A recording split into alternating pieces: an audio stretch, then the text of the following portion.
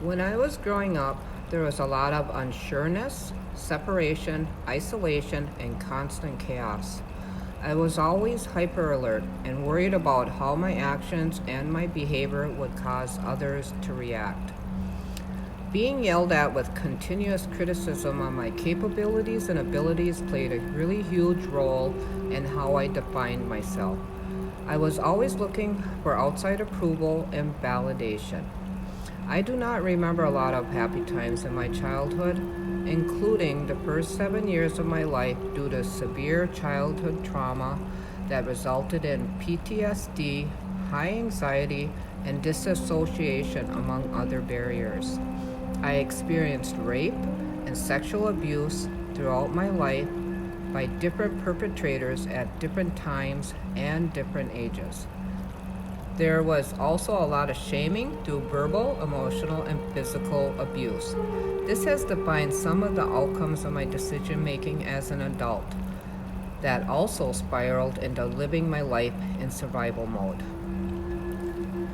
With a life filled with hardships and loss through harsh experiences, I had finally decided I could not continue with life the way I was living. I was trying to balance being a single parent, taking care of my children, and a party lifestyle. I picked up my Asema, which is tobacco, and asked the Creator to please help me because I could not do this alone.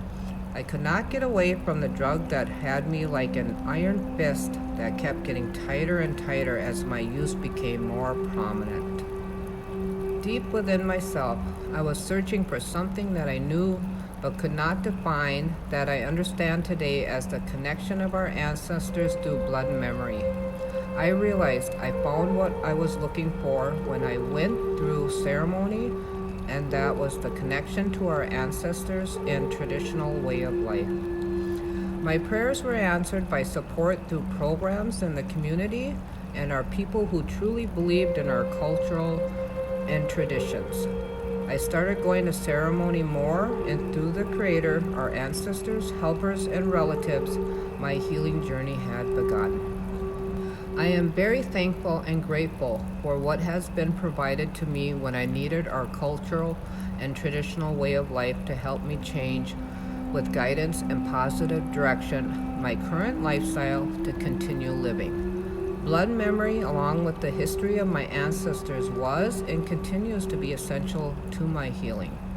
The history of historical trauma that has been passed on from generation to generation continues to carry a memory of both negative and positive impacts, whether that be the continuous feeling of oppression that is passed down through physical, emotional, and sexual abuse, isolation, and separation from our families and cultural way of life, are the beautiful innate feelings of our traditional lifestyles filled with ceremonies, cultural medicines, which include asema, cedar, sweetgrass, and sage, our many relatives, and how we're all connected through Mother Earth.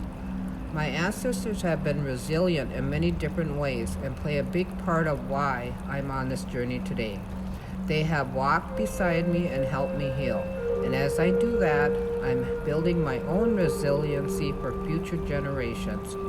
Today I realize my past trauma does not define who I am, and I can make my own choices, and I can have a good life and live it.